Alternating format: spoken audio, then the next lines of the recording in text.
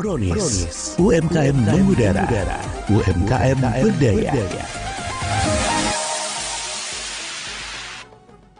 Oke, kita kembali lagi di Brownies, obrolan bisnis. Tentu saja bersama para pelaku UMKM dan juga didampingi konsultan Plut gitu ya, UMKM di Kabupaten Tabalong. Dan kita sedari tadi Mbak R sudah membahas ini si UMKM-nya ya, yang ketinggalan Anda kurang beruntung, namun yang misal mau menyaksikan ulang masih bisa ya di live streaming Facebook Radio Surat Tabalong. Anda search saja dan ikuti.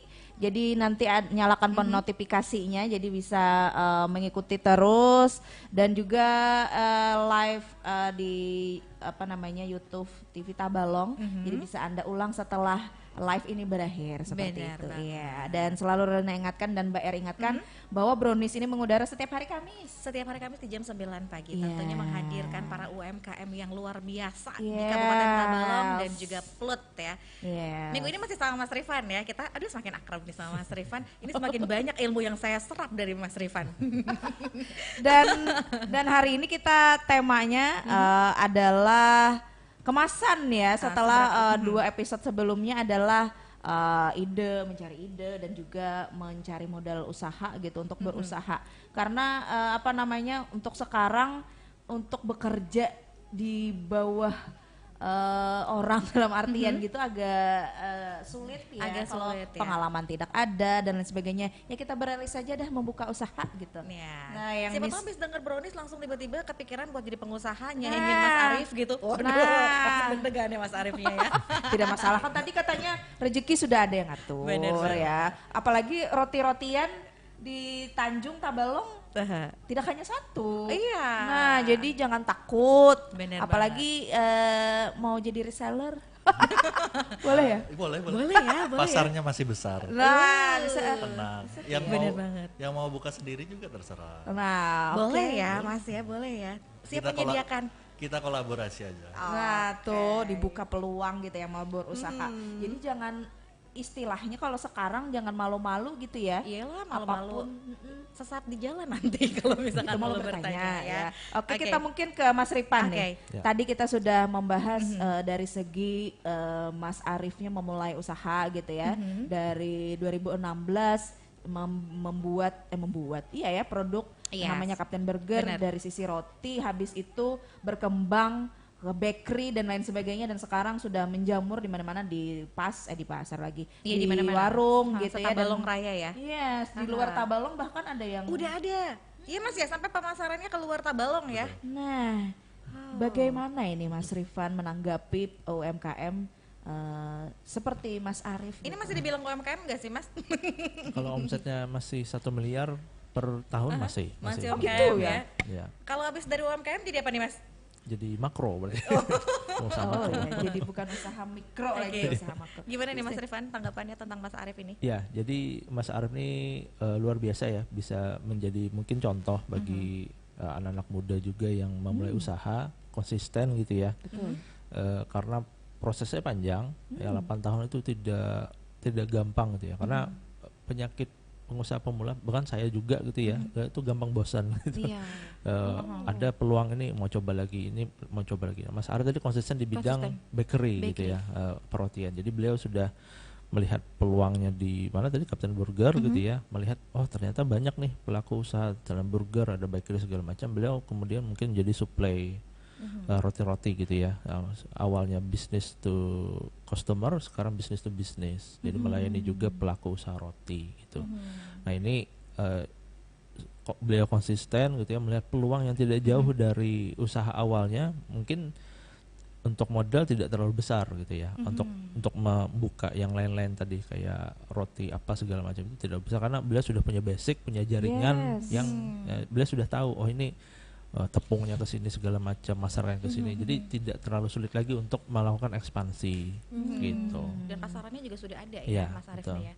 Kayak kita berbicara tentang yang namanya kemasan. Seberapa penting sih Mas Rifan yang namanya kemasan?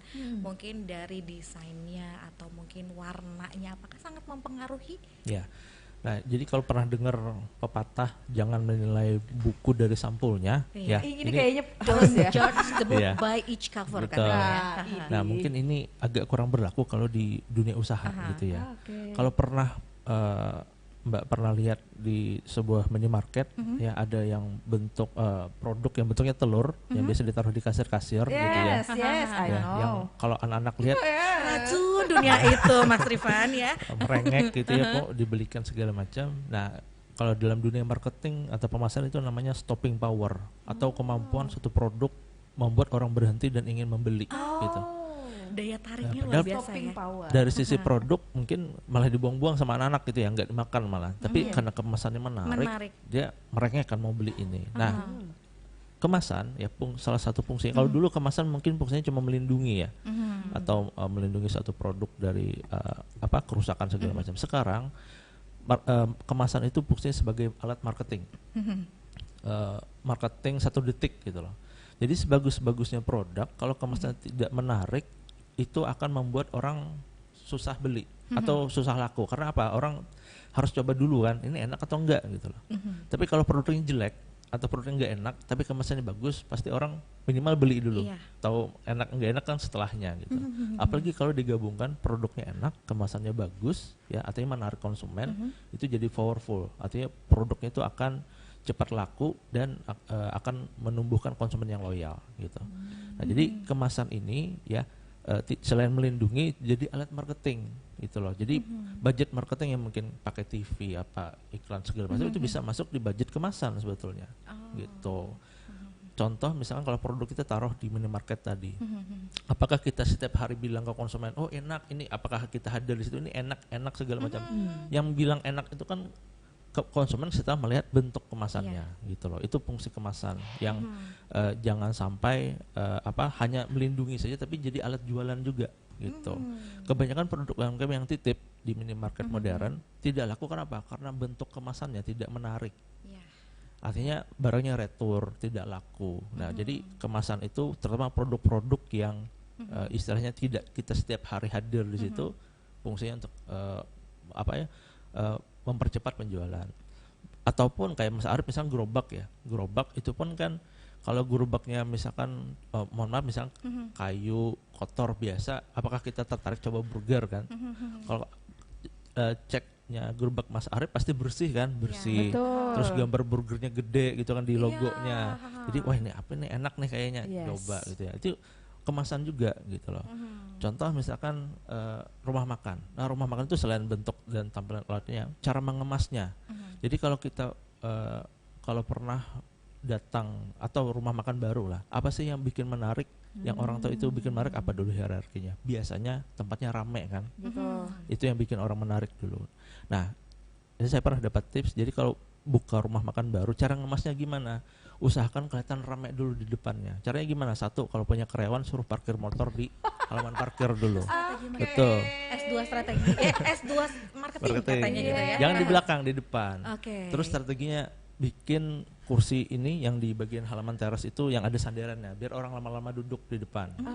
Ya biar kelihatan ramai dulu. Nggak apa-apa mesen es teh doang betul. gitu ya. Yang penting orang ramai dulu atau kasirnya taruh di depan biar ada antrian.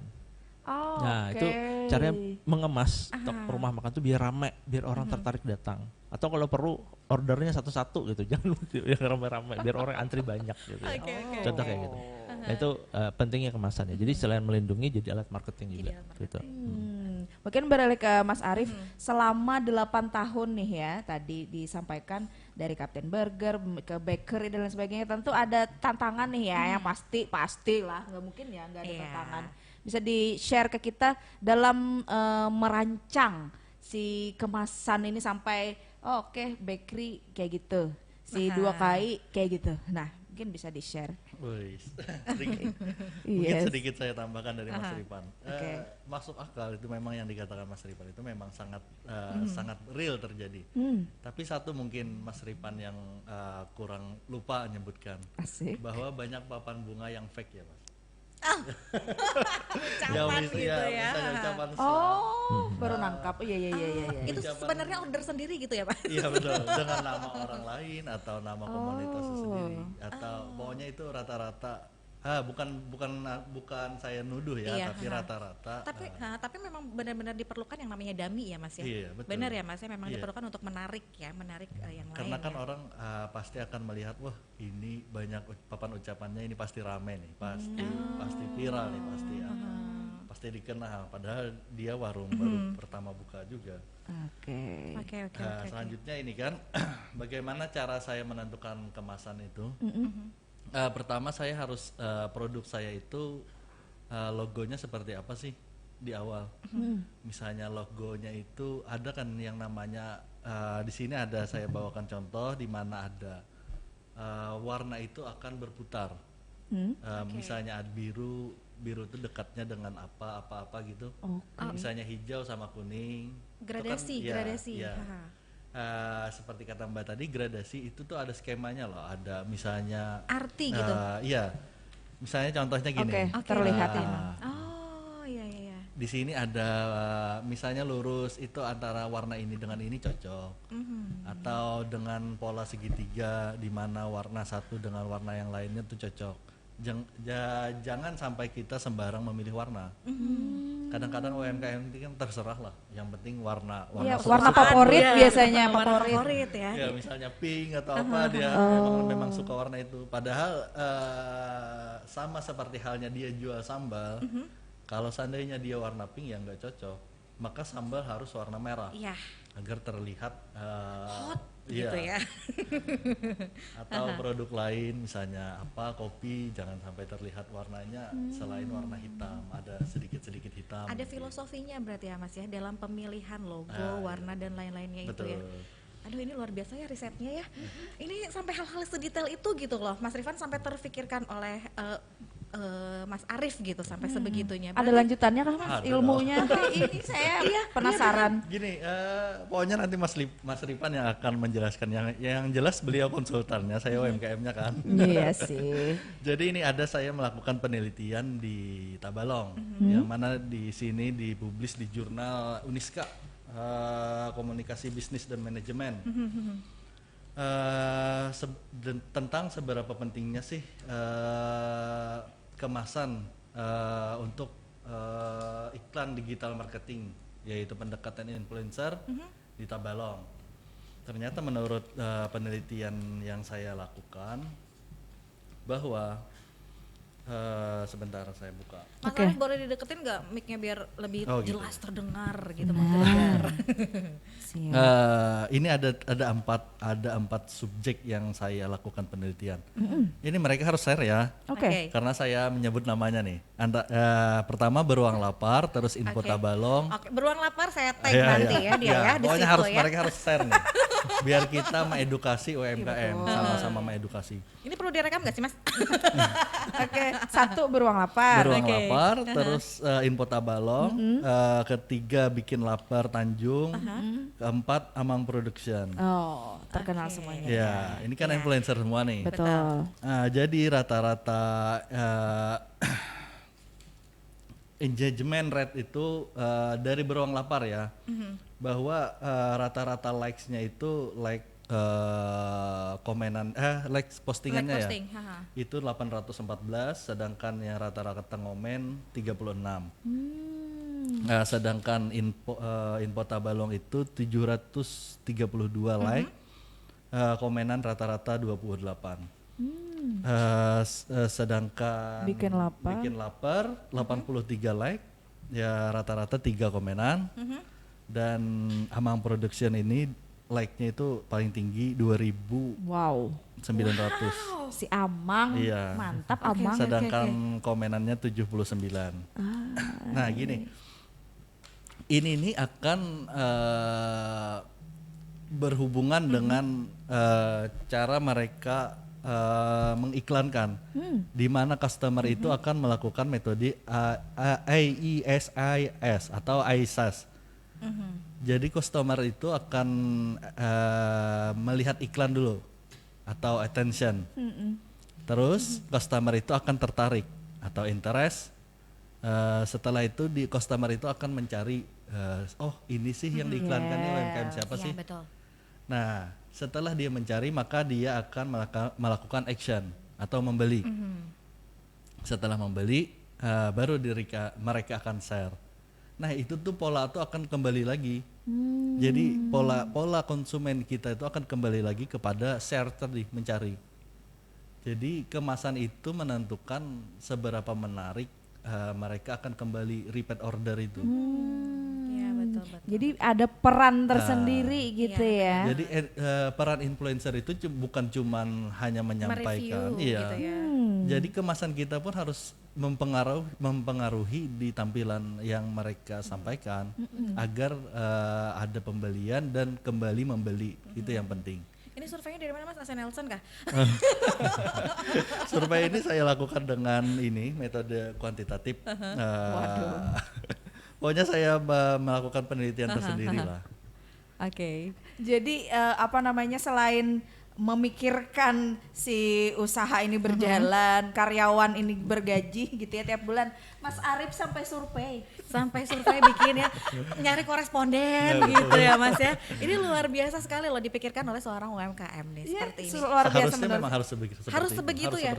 Mungkin ini Mas Rifan yang menjadi alasan Mas Arif ini menjadi konsisten dari awal karirnya sampai dengan sekarang nih. Ya. Gimana nih Mas Rifan? Nah, jadi kelemahan UMKM itu juga kan kebanyakan sekarang pakai intuisi ya. Jadi saya pernah di Jepang itu dia punya jasa jualan prediksi cuaca. Ya, jadi dia jualan prediksi cuaca ke UMKM. Kalau hari itu hujan, ya ada pelaku dia bikin roti kayak ini, cuma yang bakpao gitu. Ya, kayak Mbak Rara gitu ya. Bikin bakpao. Oh ternyata hari ini hujan dari hasil itu tadi. Dia bikin sedikit aja. Gitu.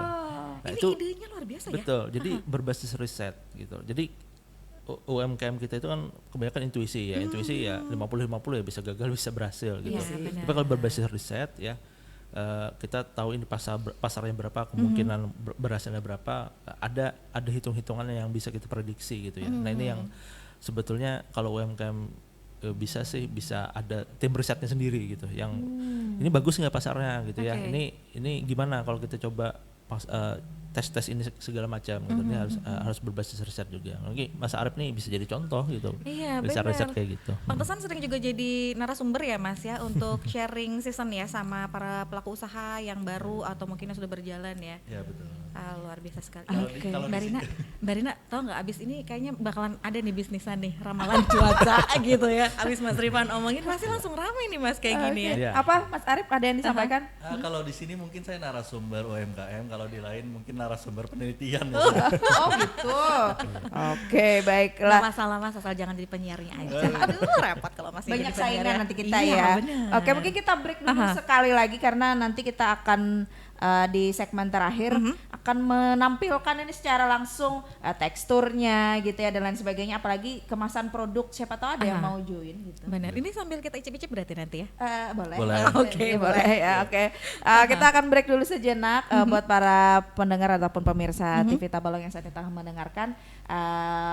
Jangan kemana-mana karena setelah ini akan kita masuki segmen terakhir. Bener. Gitu ya.